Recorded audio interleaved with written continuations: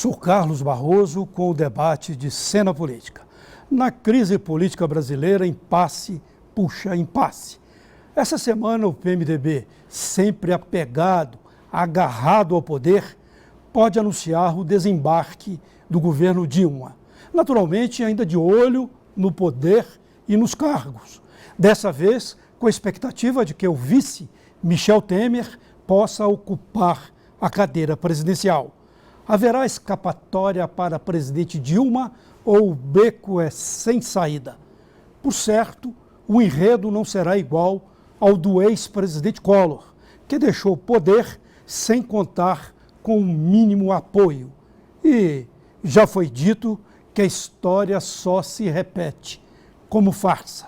Cena Política faz nova mesa redonda à procura de respostas, incluindo a comparação da propalada Mãos Limpas italiana com a Operação Lava Jato no Brasil.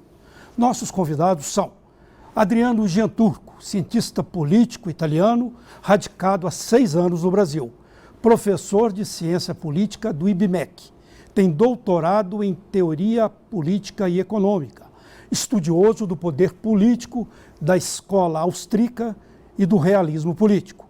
Bruno Albergaria, formado em Direito pela UFMG, doutorando na área em Coimbra, Portugal, professor de Direito Constitucional da Faculdade Arnaldo.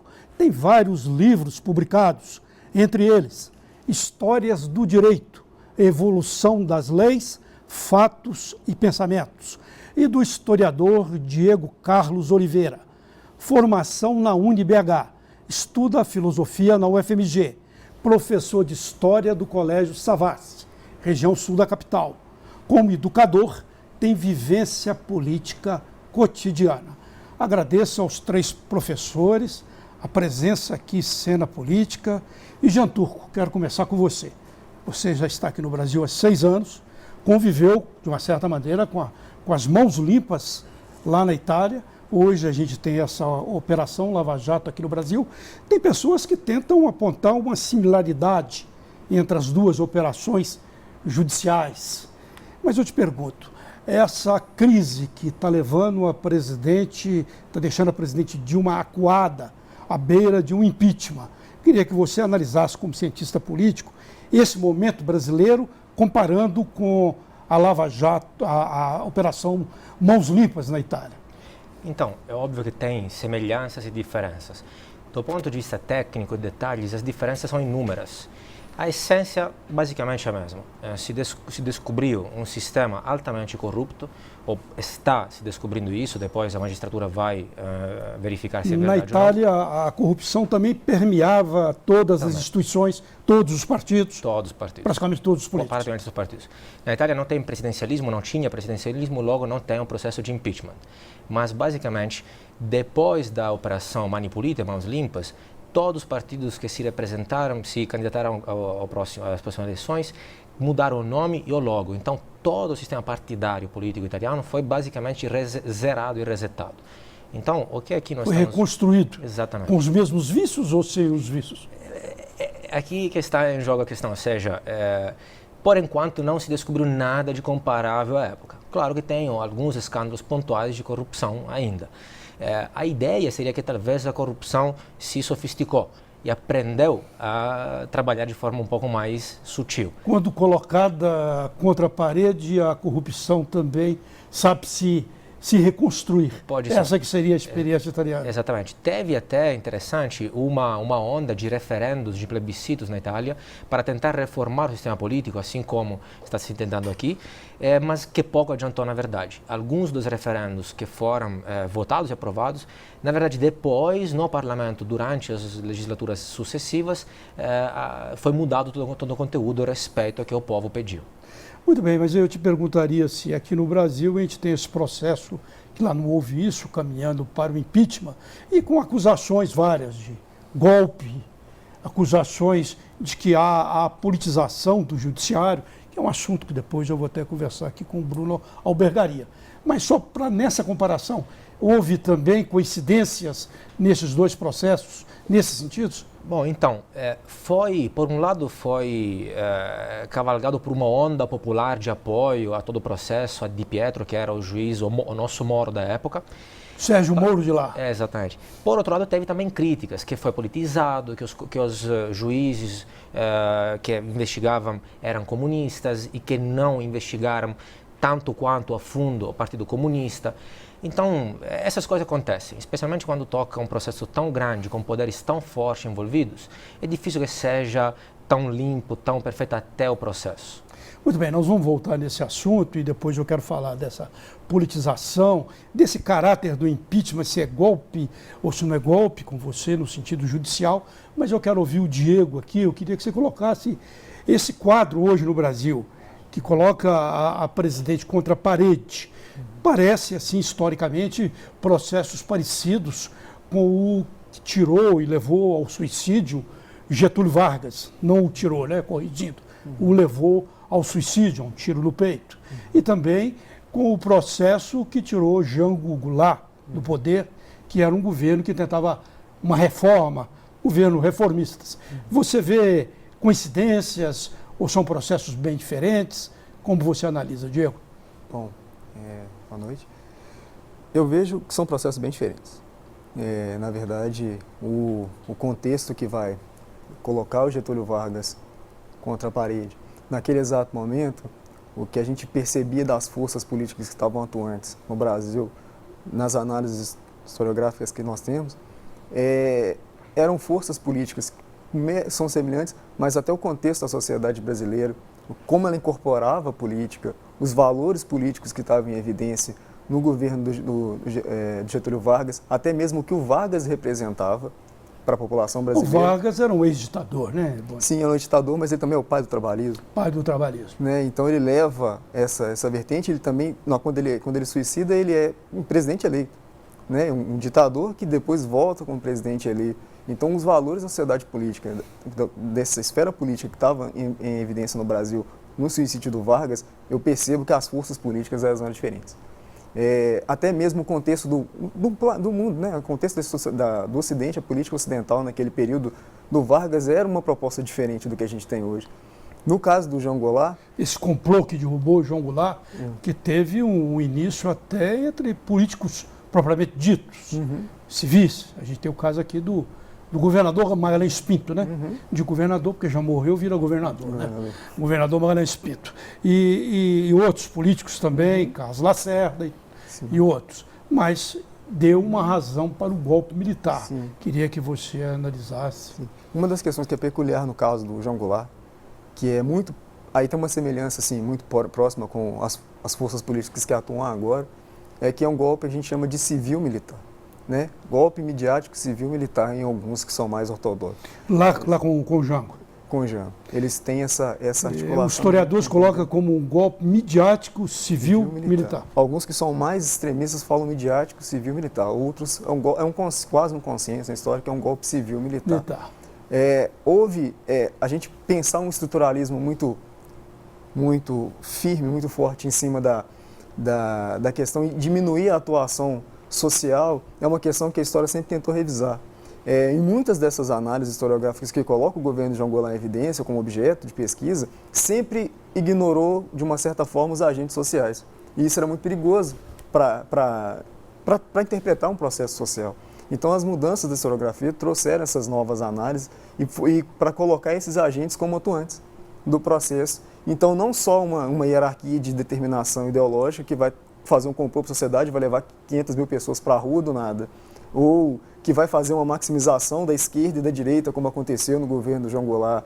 Você vai perceber que são agentes políticos que tinham um peso político enorme envolvido nesse processo. Até o próprio João Goulart não manifestou quase que uma defesa do próprio golpe, né, temendo talvez um golpe civil. Então são processos políticos distintos, assim, tem algumas meras semelhanças, mas uma das questões que é muito importante do processo de João Goulart, que é pouco diferente do Vargas, mas tem uma semelhança com o da Dilma, desse processo que está acontecendo agora no país, é esse retoque da gente entender que existe uma vontade que habita no próprio âmbito social, que leva as pessoas à rua, e tem uma diferença também gritante, né? A gente tem a internet agora, a gente tem as redes sociais, a gente tem uma movimentação de uma outra esquerda que não é tão radicalizada quanto a esquerda que tinha cabeçado o Brizola. O Brizola era cunhado. Diego, o país está totalmente dividido, né? Rachado. Campo judicial, campo político, campo social, tudo rachado. Assistindo a um programa em Altas Horas, um programa de entretenimento, estava lá o Caetano Veloso, e ele, um dos maiores artistas brasileiros, comparou essas movimentações pró-impeachment, àquela movimentação daquelas senhoras, daqueles tradição, família e propriedade. Ele colocou no mesmo saco. O que você acha disso de uma forma pontual? Diga para mim. Eu acho que o Caetano foi político, nesse sentido. A expressão dele foi em defesa do ponto que ele está, né, e como ele se posiciona ao contrário, como o impeachment sendo um golpe, e ele aproxima essa direita que está atuante agora como aquela mesma direita que vai para a rua. Tradição, família e propriedade. Isso, tradição, família e propriedade, a marcha da família com Deus, etc. Eu acho que é um passo muito grande para se dar e fazer esse comparativo. Essa direita que está na rua, na verdade até alegar que é a direita expressivamente que está na rua, eu acho um ponto assim, muito complicado, fazendo um paralelo com aquela direita que estava na rua, na marcha da família com Deus, naquele ponto. Muito bem, vamos falar com o Bruno. E essa discussão aí, Bruno. Um lado fala que é golpe, porque não há crime de responsabilidade da presidente, assim, crime evidente da presidente. Eu falava com você, hoje eu fiz uma gravação com você, hoje eu tive uma participação com você, eu disse que se eu for a presidente Dilma, não sei se ela vai fazer isso, politicamente para ela talvez não seja interessante, mas eu iria lá ao Congresso e falaria, por que tentar me imputar o impeachment, me impedir? Sendo que eu não tenho conta na Suíça, não estou envolvido em desfalque na Lava Jato.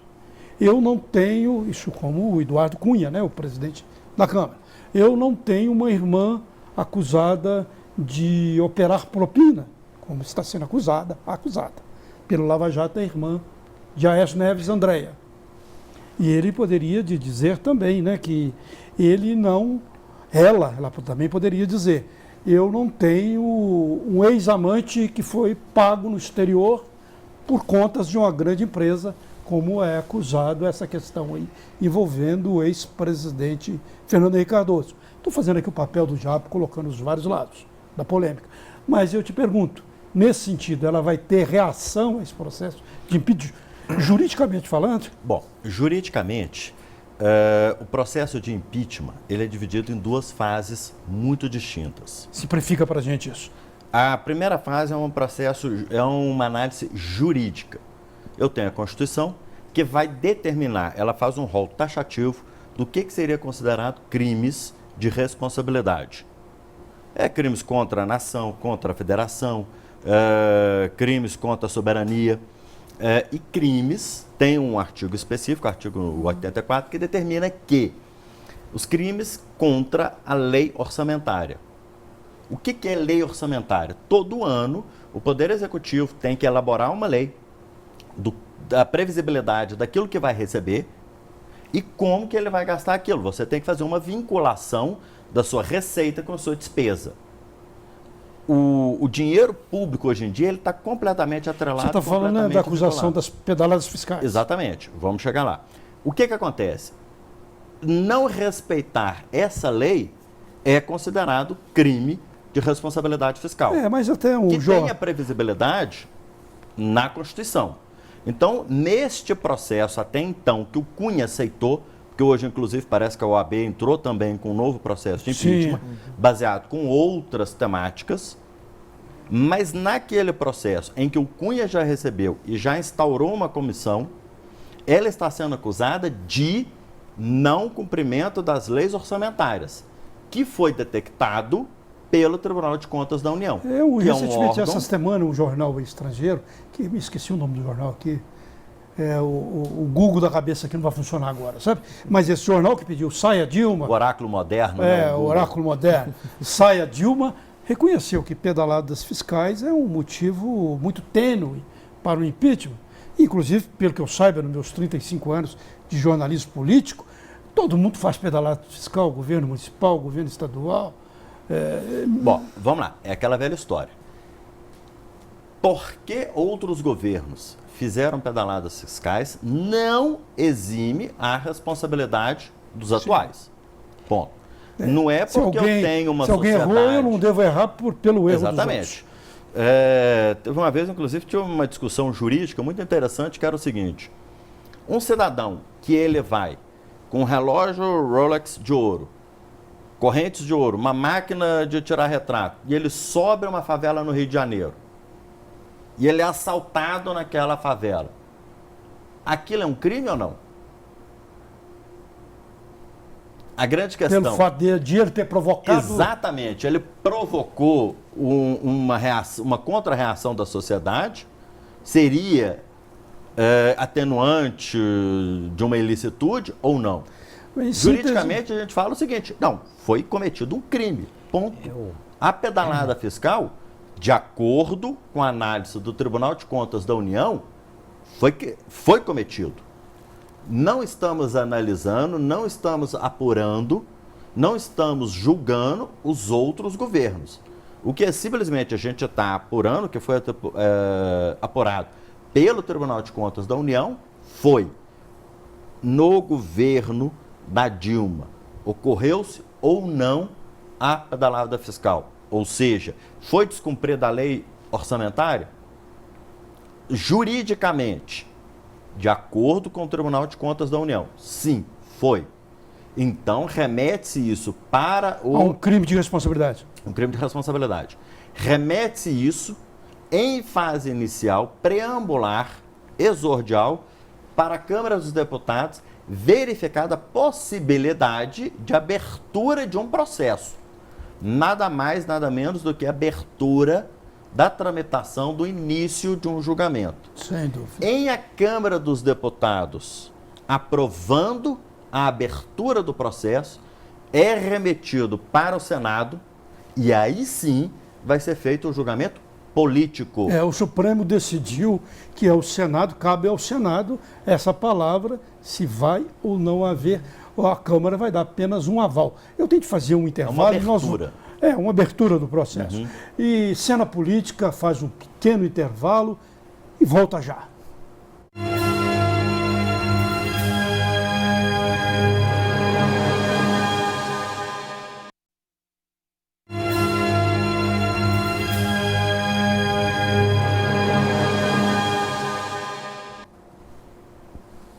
Cena Política debate esse impasse brasileiro, impasse puxa impasse, crise puxa crise. Começar com você, Diego. Você estava comparando a crise que envolveu o governo Getúlio Vargas e o governo Jango Goulart com a crise de hoje. Hoje a gente está vendo aí o desembarque, deve ser anunciado amanhã, possivelmente o desembarque do PMDB, do governo Dilma. O PMDB, historicamente, é aquele partido que adora cargos, né? Onde tem cargos, ele está aí. Nem se importa o partido, está no centro do poder. Importa o PMDB, historicamente, está ocupando cargos. Mas agora eles estão tendo a visão de que podem ter um cargo maior, que é a da presidência da República. E analisando com aqueles outros processos, essa justificativa da situação que é golpe, como é que você está vendo isso tudo historicamente? A gente fala que o pai do PMDB seria o PSD, né, o tipo partido, né? PSD. PSD é do Tancredo Neves. Foi do Tancredo Neves. Pai de Aécio. Pai político da Aécio. Há algumas semelhanças. Pai de Aécio, não, avô de Aécio, né? Pai político, o PSD, que é o pai do PMDB. O MDB vira o PMDB em seguida. O pai do Aécio é Aécio Cunha, que foi da Arena. Da Arena. E também deve ter sido, talvez, possivelmente antes do PSD, né? Não sei. Não, a Arena veio depois. O Arena seria o partido do Sim Senhor, que tinha o partido do Sim e do Sim Senhor na ditadura militar. E o partido do Sim Senhor era o Arena, enquanto o MDB era o partido só do Sim. A gente não fala de oposição ao governo militar, é meio muito ortodoxo para a história falar isso. Eu vejo que há algumas semelhanças. Eu acho que essa questão da crise, falar de crise política já é uma questão que já atenua para os processos de formação com um certo alerta, né? Você pergunta crise para quem? É uma das questões que a gente sempre perguntaria se fosse um processo, se a gente estivesse analisando o processo de um documento, você perguntaria crise para quem? Quem é que está determinando esse processo de crise? Quem é que está eliminando? Então, eu percebo que essas forças que estão atuando nesse processo como um todo, não só falando das esferas públicas, mas em uma ampla proporcionalidade, o que se percebe muito nesse contexto, que também se percebia antes, são radicalizações e que levam a uma ambiguidade que praticamente cria uma cortina de fumaça. Você praticamente, quase que essas ambiguidades se tornam dois polos magnéticos e de maneira que você se posiciona, você vai acabando sendo arrastado para um ou outro. Os partidos que acabaram durante o governo do Jânio Quadros, do João Goulart, eles acabaram tendo que perceber isso e para não se desgastar junto com a figura do João Goulart, tiveram que fazer escolhas que talvez fossem escolhas que não tecessem a contragosto, como aconteceu com o PDT, como aconteceu com o PSD, tanto o Ulisses Guimarães quanto o Tancredo Neves tiveram que fazer essa escolha, em um determinado momento romperam com o PDT, uma aliança que era histórica, uma ala do PSD rompeu com essa ala do PDT, que era uma ala menos radical, que tinha aquela ala bisolista, que era mais radical, que queria aquelas reformas. E o que eu vejo no PMDB é uma tentativa também do não desgaste, apesar de que eu não percebo o PMDB se preocupando com esse desgaste, porque o PMDB é praticamente a estrutura política quem determina os limites do jogo político, basicamente é o PMDB. Olha, quando eu te convidei, Diego, para você vir aqui ao programa, eu fiquei muito interessado nisso. Você é um historiador que dá aula para ensino médio, garotos e garotas, né? E hoje esse debate no ensino médio entre os jovens está muito acirrado? Está, muito. E muito dividido, radicalizado. como é que está? Acirrado e radicalizado. E dividido? Dividido. Muito. O jovem tem uma tendência a ser muito conservador, que a gente pensa o contrário, mas a tendência do jovem no Brasil é ser muito conservador em alguns pontos, politicamente falando. A aceitação deles, um discurso conservador para a política, como o purismo na política, como esse discurso de corrupção, entre outros aspectos, como a base para se interpretar qualquer forma de relação política é pautado pela justiça, hierarquia determinista para isso seria a base legal e tal. Essa proposta para os jovens do ensino médio, pelo menos para os meus alunos, ela é bem clara. Eles não têm praticamente relação contra isso. E é um discurso que também é aceitável, porque também ele é presente na grande mídia também. E também nas redes sociais, como uma parte maciça. Então, está caminhando de uma maneira bem igual à sociedade como um todo, né? Adriano Gianturco, que eu queria lhe perguntar sobre esse processo do impeachment que está na Câmara dos Deputados. A sua análise aí, com a sua observação, inclusive com esse detalhe, né? É uma Câmara, é um Congresso em que quase a metade dos parlamentares são acusados de algum crime, né? Você acha que esse Congresso terá o moral, terá as condições ideais para julgar um presidente que diz que não tem crime contra ela, que não admite que é crime, que diz que tem um golpe contra ela? As condições ideais não existem, existem as reais. Então não adianta assim esperar que tenha as condições ideais, morais de membros do parlamento. É querer demais isso. Nem aqui, nem na Itália, nem na China? Não, tem lugares onde mais, onde menos, mas a política é um jogo de interesse, um jogo de poder, uma atividade suja, perigosa. É óbvio que seja assim. Agora, o ponto é, sobre a questão, por exemplo, das pedradas fiscais, a meu ver, são mais graves do que parece. Não se trata de um esquecimento, esqueci, paguei a conta atrasada. Se trata de pagar as contas atrasadas pouco antes das eleições para aparentar uma situação econômica boa para ganhar as eleições. Então, dolosamente, isso é grave. Isso é muito grave, porque foi escondido. Seria um biombo. Exatamente. E é parte do crime, não só a responsabilidade fiscal, mas é também falsidade ideológica, de esconder a situação econômica. Eu lembro que nós, por exemplo, nossos professores, etc., já sabíamos que os números falavam que o governo estava quebrado, que a despesa, como você falou, a despesa tinha aumentado o gasto, todo mundo sabia. Só que teve, e também isso de improbidade, etc., teve talvez algumas tentativas por parte de institutos públicos gerenciados pelo governo, etc., de esconder os reais dados. Todo mundo sabia que ia ter crise depois. E esta questão, por exemplo, alguns falam, mas a questão do impeachment vale para o mandato. enquanto agora estamos no segundo mandato. Mas acho que juridicamente, né, isso o Bruno pode esclarecer, os mandatos são distintos, né? Os mandatos são distintos. Agora, eu entendo cometer os crimes. Ponto. Sim, mas quando você, posso adicionar uma coisa sobre isso? Você impede esse mandato, não pode ser, segundo eu entendi juridicamente, com questões do outro mandato, do anterior. Não sei se ele pode me corrigir, mas só pergunto até para você. Na verdade, pelo que eu sei, a reeleição foi colocada depois do impeachment. Então, quando tinha o impeachment, é óbvio que se fala de mandato. Agora, depois, sucessivamente, com a FHC, foi colocada na Constituição a reeleição. Então, a meu ver, mas é o jurista que sabe, isso muda substancialmente as coisas, que não é um mandato, é no cargo. Se eu, no primeiro mandato, me aproveito do meu mandato para ficar no mesmo cargo, substancialmente é complicado. Sim, mas moralmente, né? Mas juridicamente eu concordo com ele. Você está no cargo, você utiliza daquele cargo para maquiar dolosamente as contas do governo, utilizando inclusive de instituições públicas, Caixa Econômica Federal, Banco do Brasil, que fazem empréstimos ao governo para que ele tenha sustentabilidade econômica, em que depois, logo após as eleições, ele poderia, a Caixa Econômica e o Banco do Brasil iriam resgatar aquele dinheiro. Ou seja, ele faz uma manobra econômica, fiscal, financeira, simplesmente para uma maquiagem momentânea, com o pior de tudo, com o fito de justamente burlar umas eleições.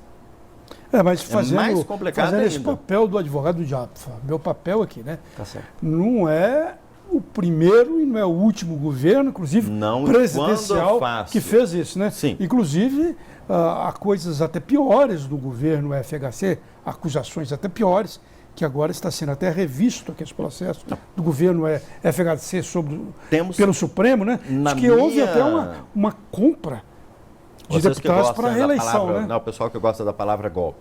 Na minha visão jurídica, quando um governante modifica, altera, produz uma emenda constitucional para ele próprio se manter no governo, isso para mim já é golpe.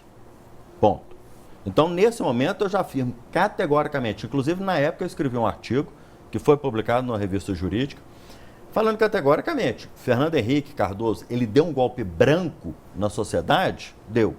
Por que eu chamo de golpe branco?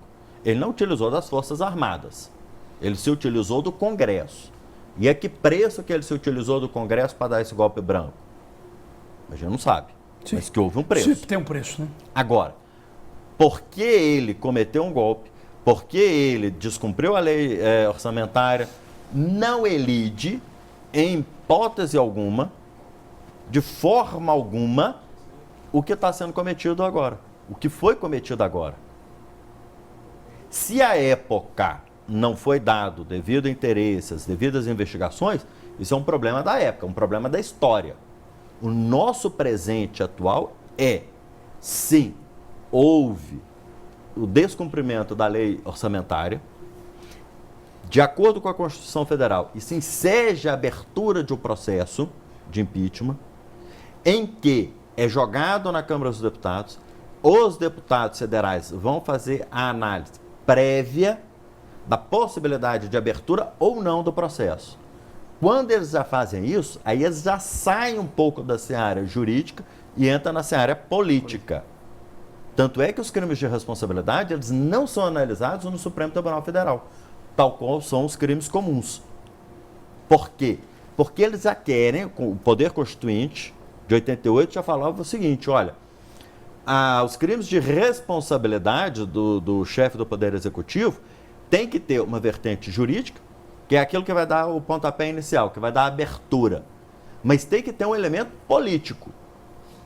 Como eles querem um julgamento também político, eles jogaram para o Senado fazer a tramitação do processo de impeachment. Não é a Câmara. A Câmara autoriza a abertura. Se fosse crimes comuns, ia para o Supremo, só faço análise jurídica. Ponto. Como tem o viés político, joga para o Senado e agora o Senado pode, inclusive, dar absolvição. o presidente, o Poder Executivo, pode dar lá as pedaladas, pode cometer todos os crimes previstos na Constituição de responsabilidade. Chega na hora do Senado e fala assim, tudo bem, cometeu o crime? Cometeu, porém está absolvido. Beleza. Politicamente falando. Bem entendido. Viu? Eu tenho que fazer um novo intervalo e voltamos. Eu vi que você queria dar uma opinião, mas vamos discutir ainda muito mais, Jean Turco. Cena Política volta daqui a pouco.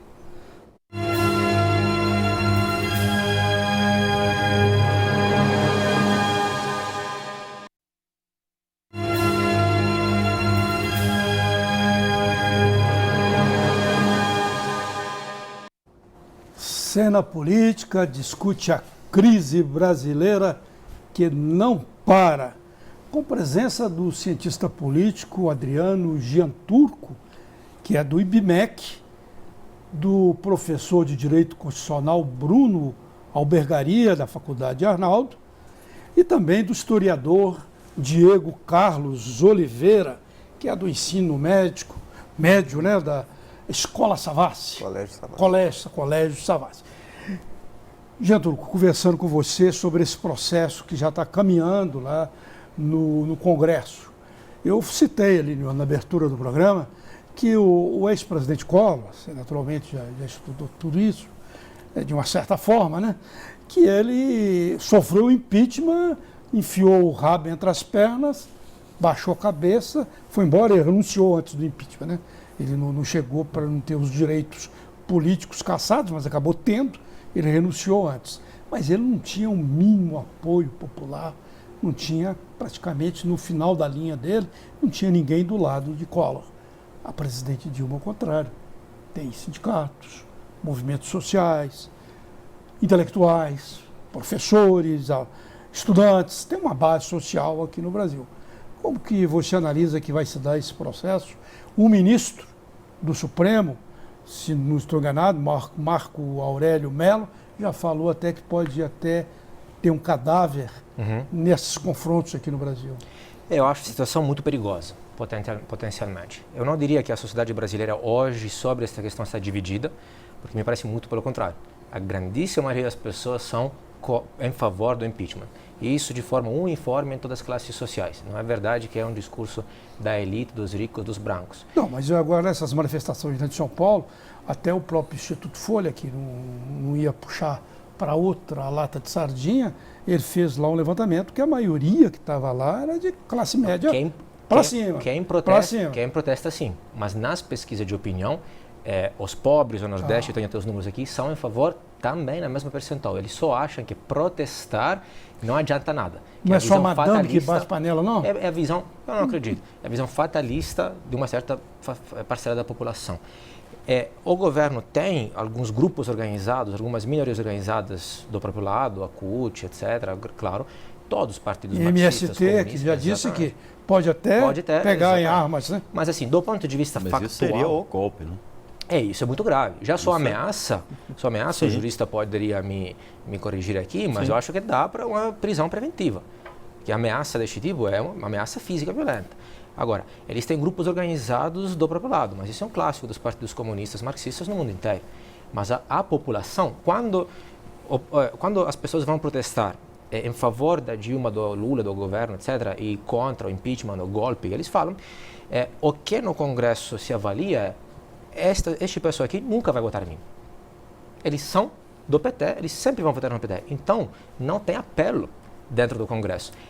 Hoje, não é conveniente para os parlamentares apoiar o governo. Então, o número de pessoas que eles levam à rua não é relevante, porque aquele cara lá nunca vai votar para o PT. Agora, mas o pessoal do Congresso, da Câmara, também do Senado, eles olham uma coisa, né? Cargo. Claro. Cargo no todo governo. Mundo. E a Dilma, ao que tudo indica, vai começar a distribuir cargos. São 178 votos que ela precisa de ter na Câmara. 2/3 do Congresso. Na Câmara, né? A grande questão, né, entrando aí, saindo um pouco do debate jurídico que me compete, entrando no debate político, é o seguinte. O PMDB, pelo que eu estou entendendo, ele não está saindo do governo. Ele está querendo o governo. Entrar no Então, para que ele vai negociar ministérios, ou outro, se ele pode ter todos? Ele não está querendo parte, está querendo todos. Exatamente. E o historiador sabe melhor do que eu. O PMDB, seja PT, PSDB, ele nunca deixou de ser governo. Mas E a sensação que eu tenho é que ele não está deixando de ser governo. Ele Mas está eu querendo queria vencer ouvi-los. o governo. É sobre isso que eu queria ouvi-los, inclusive o historiador aí, porque Temer também é acusado de vários problemas, inclusive na Lava Jato, inclusive de propinas, receber propinas. Ele é 15 anos presidente do PMDB, né? Presidente do PMDB há 15 anos, não dá para ser um vestal, né? Um vestal, vamos usar essa linguagem de filósofo. Um vestal, né? Não vai dar para ser um vestal. E isso cria-se aí uma conjunção de fatos que falam até numa tentativa aqui de um presidencialismo misto, com um pé no parlamentarismo, de tentar achar um salvador aí para... Como foi em 63? Falei. Eu acredito que eu não partilho dessa mesma linha. Eu não acho que é uma minoria organizada que tem se posicionado em favor que acredita o valor do golpe, ou não impeachment, né, no caso. Não creio, não é o que eu tenho vivenciado, né, não é o que eu tenho percebido, assim, do que eu tenho acompanhado. E desempoderar não o que eu fiz, estou falando desempoderar o processo, os agentes sociais nesse período também é perigoso, porque eu acho que o PMDB está apostando muito no circuito político, ele aposta muito nesse espetáculo que se tornou, esse ilhamento político que se tornou midiático, né, em torno disso. Então ele aposta muito nessa questão, então ele sangra o governo da forma que ele acha necessário. Midiático, você acha que tem características de golpe midiático, como teve lá em 64? Eu acho que é pior até. Pior? Eu acho que é pior. Pior do que 64? Eu acho que, até mesmo pelo acesso à informação, o desrespeito à informação é gritante. Você percebe que não há um senso... de notícia? De notícia, assim, eu acho preocupante nesse ponto. Então eu acho que ele está apostando muito nesse desgaste. E pelo que a gente percebe na história, a história vira muito, tem muitas viradas, exatamente porque esse empoderamento social ele é muito grande. Uma virada acontece o tempo inteiro. Você pode ver que um cadáver na política mudou, adiou 10 anos um golpe, como o próprio Tancredo Neves falou isso uma vez, que o cadáver do Getúlio Vargas adiou 10 anos o golpe de 64, foi em 64, não foi em 54. Ou seja, as emoções, as mentes, e os aquele corações golpe mudam muito. Nos idos de 1968, o André Luiz, salvo engano, daquele estudante que foi morto, provocou também grandes movimentações Sim, no o Brasil. André Luiz, aquele camponês que foi assassinado também, que levou as ligas camponesas a se aliar ideologicamente à Revolução Cubana.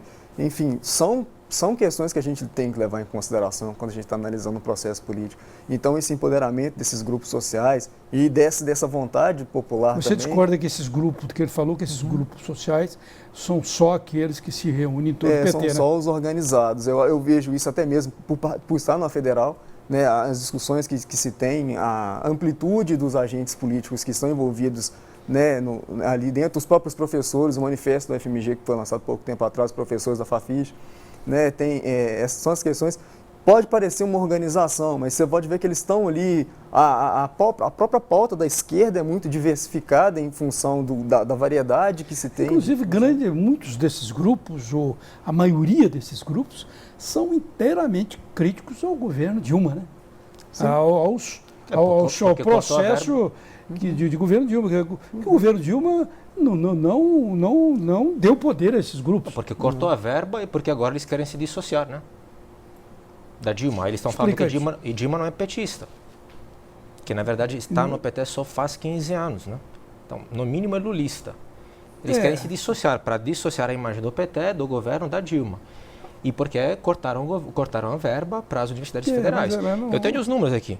Até no Nordeste, a aprovação da Dilma é 16%. Entre os simpatizantes do PT, a aprovação da Dilma é 32%. Datafolha.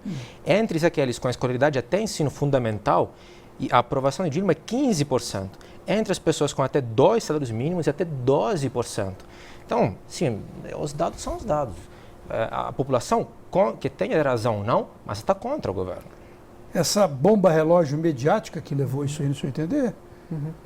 Sim, de uma certa forma, sim. Eu acho que esse ilhamento midiático... Porque nenhum governo aguenta também, né? Não é possível. Sim, não é possível. Eu acho que uma das características da direita, de uma parte dessa direita que está envolvida nesse processo, seja ele jurídico ou não, mas que está minando o governo, que a gente vê isso claramente, ela capitaliza recurso através do discurso midiático. O capital que ela dispõe é esse. E isso é latente, a gente percebe isso até mesmo nas esferas mínimas de fala de expressão política, você percebe que estão capitalizando esse discurso político, midiaticamente falando. Vou fazer uma nova rodada de advogado do diabo aqui com o Bruno, né? E essa questão do juiz Sérgio Moro, que é o nosso similar lá da Lava Jato, como é que chama? Da Mãos Limpas, como é que chama mesmo? Di Pietro. Isso, Di Pietro.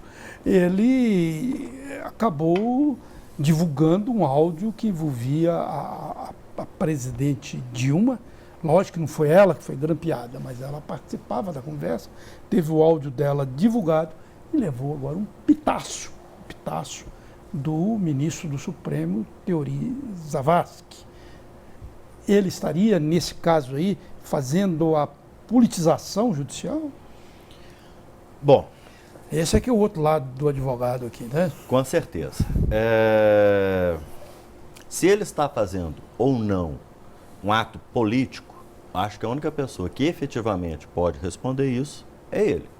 Sim, mas a análise. Nós aqui estamos analisando tudo, né? Eu, particularmente, sou altamente favorável das garantias individuais. Uhum.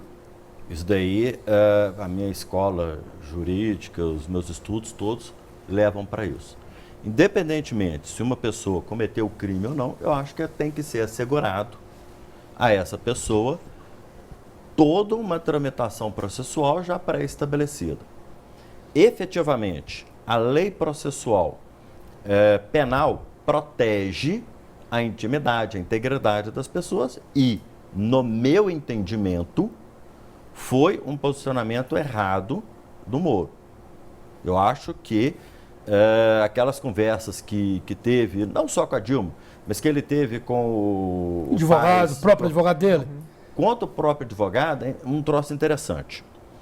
Já li várias vezes essa notícia na mídia, mas ainda não tive concretamente a certeza absoluta se foi ou não grampeado o escritório de advocacia. Já vi no Facebook, no WhatsApp, aqueles grupos de conversa, sempre é divulgado isso. Já procurei ter uma certeza fidedigna, sem ser simplesmente assunto de internet. Ainda não tive essa confirmação. Mas se foi o grampo do advogado... Rasgou a Constituição. Ponto. Isso daí não se discute também.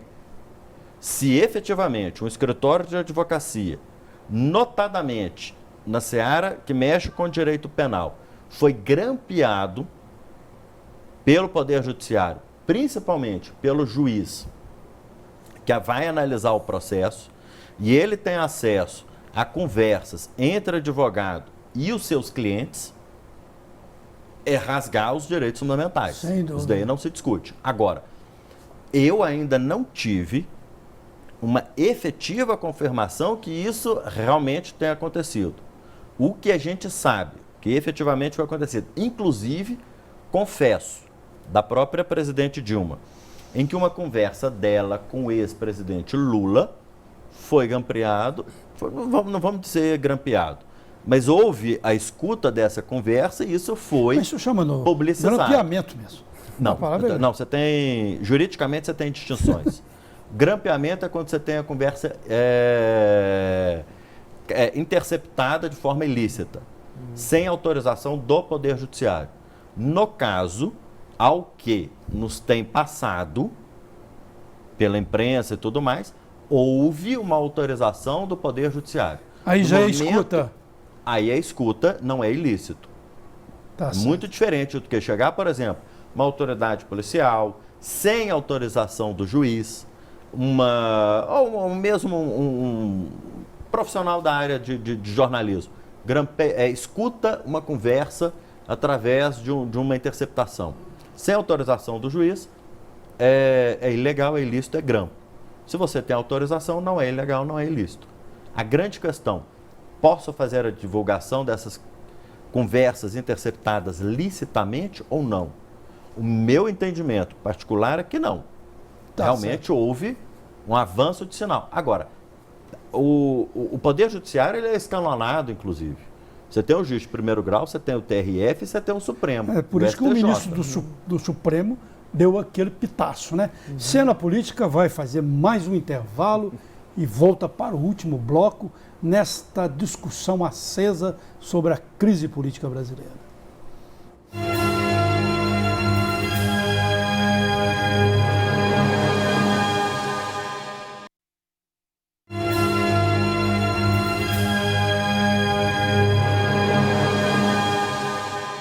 Volta, segue Cena Política com esse último bloco, discutindo a interminável crise brasileira. Vocês estavam falando aqui do grampo, e nessa comparação Itália-Brasil, houve lá grampos também, que foram considerados ilegais. Houve também essa discussão sobre esse uso da imprensa, chamando até, de uma certa maneira, de um golpe midiático.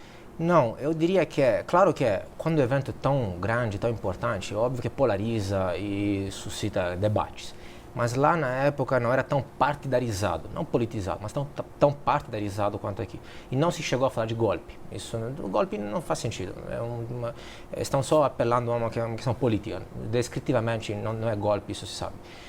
Agora, mas aqui na América Latina não é um golpe mesmo, viu? Sim, não, mas armados e brancos. Mas este aqui não é golpe. Armados e brancos. Este aqui não é golpe. Não deram lá no presidente do Paraguai? Sim, mas golpe... Deram um impeachment em 24 horas. Lá Paraguai. Sim, mas golpe é feito contra o parlamento, contra os parlamentares. Impeachment é feito dentro do parlamento, pelos parlamentares. Então é diferente. Sim, pode ser um autorização da Constituição, né? Arranjado, mas é muito diferente. Agora, o ponto, a meu ver, a questão dos grampos, a questão legal, obviamente, é esta, mas se baseia em um fundamento moral e consequencialista, político. Ou seja, qual é o princípio? Liberdades individuais. Nós temos privacidade, etc. Todos cidadãos, políticos e não. Mas, a meu ver, os políticos, no exercício dos próprios cargos, deveriam viver em um palácio de vidro. A privacidade absoluta é a minha, do súdito, do governado. O governante escolhe ter um cargo público. O fato de ser homem público, ele... Não só público, porque assim, um ator. Mas ele é uma pessoa que mas tem no caso da poderes presidente, a gente não pode falar mulher pública, naturalmente, mas ser uma personalidade pública, a presidente da República, por exemplo, lá no caso de Watergate, se eu não estou enganado, não sou especialista, um juiz de primeira instância mandou pedir ao Nixon, então presidente norte-americano, as gravações que ele, Nixon, tinha feito lá dentro do gabinete dele. Ele editou, mandou só abobrinha para o juiz, mandou as abobrinhas, falou, aquele cara está querendo as gravações, editou, tirou tudo de polêmico e mandou as abobrinhas. Aí o juiz não aceitou, mandou para o Supremo, que exigiu a gravação integral do Nixon, e vendo a gravação, o Nixon acabou caindo, né? Não, mas juridicamente... Sim. Aí o presidente sempre pensa proteção, né? Mas este é o ponto. Para mim, deveria ser o contrário. É um cargo muito perigoso. Um presidente pode fazer muito dano. É muito perigoso. Então, tem que ser muito transparente. Teria de ter uma transparência total. Total. A quem compete isso? Teria de mudar grau, todas STF, as constituições etc. do mundo. Eu não sei. Isso é uma questão jurídica. Teríamos de mudar todas as constituições do mundo. Pode ser, mas eu estou falando do princípio político. Analisando essa questão, o Supremo Tribunal Federal e o STJ já determinou que, realmente, as pessoas políticas têm uma intimidade mais publicizada. Por exemplo, um jornal que faz uma matéria contrária a um determinado político, isso acontece demais no interior. Você tem aquele jornalzinho local de uma cidadezinha que pega um vereador ou que pega um prefeito para Cristo. E efetivamente fica contando, inclusive... Até o Jornal do Poço do interior costuma fazer isso. Fica Jornal do Poço. Exatamente. E que eles, inclusive, às vezes avançam na vida privada da pessoa. O Supremo Tribunal Federal e o STJ já emitiu uma jurisprudência no sentido de realmente essas pessoas, elas têm, digamos assim, uma janela mais de vidro, um telhado mais de vidro. A intimidade delas é mais flexível. Agora, uma questão é até que ponto que tenhamos essa flexibilidade ou não. Sim, essa que é a polêmica. Qual é o limite de uma publicização de uma pessoa política? Qual seria a fronteira, limite, máxima? Até onde eu posso expor uma pessoa? Eu digo aqui, quando eu estou fazendo meus comentários políticos aqui, que o jornalista tem de andar assim, nessa situação de cisão, de divisão do país, em cima do fio da navalha. E eu te perguntaria, Diego, em cima desse fio da navalha, historicamente, para onde está indo o Brasil nesse processo conturbado e incessante, né? Incessante. Dando um pitaco assim nessa não é questão. Futurologia, não, historicamente. Historicamente, né?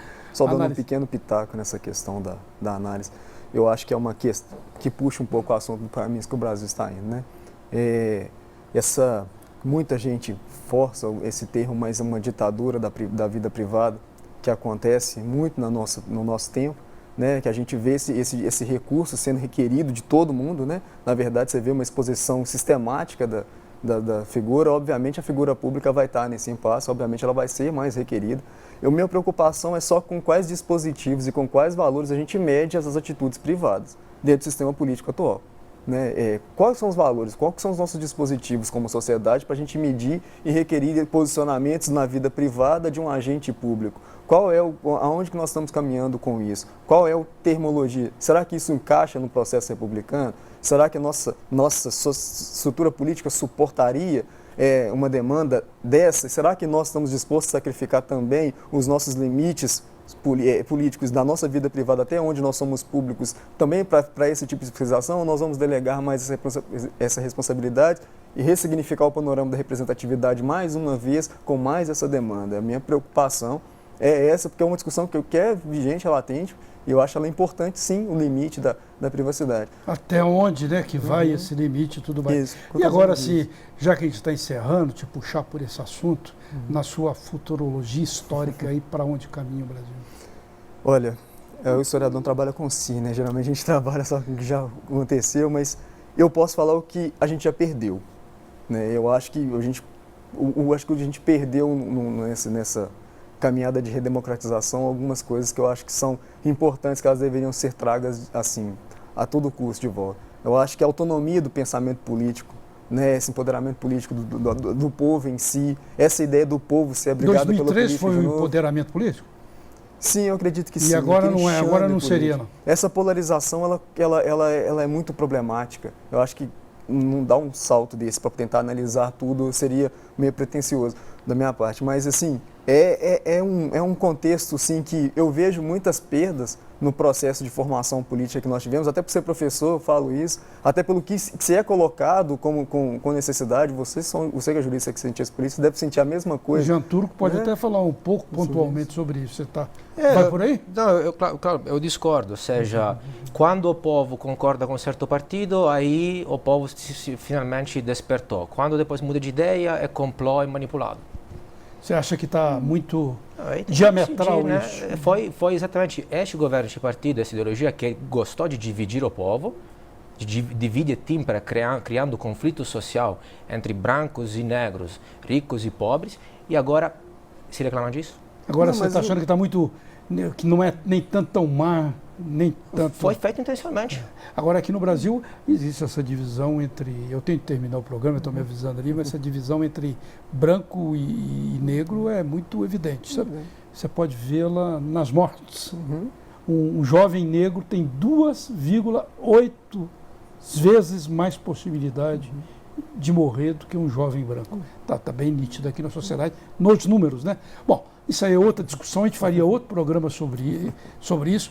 Eu agradeço a Adriano Jean Turco, cientista político do IBMEC, Bruno Albergaria, de Direito Constitucional, Faculdade Arnaldo, e Diego Carlos Oliveira, que é do Colégio Savassi. Eu falei Escola Savassi, agora eu corrigi, Colégio Savassi. Muito obrigado pela participação de vocês novamente. E Cena Política agradece a você que acompanha semanalmente o nosso debate. Semana que vem tem mais. Até lá.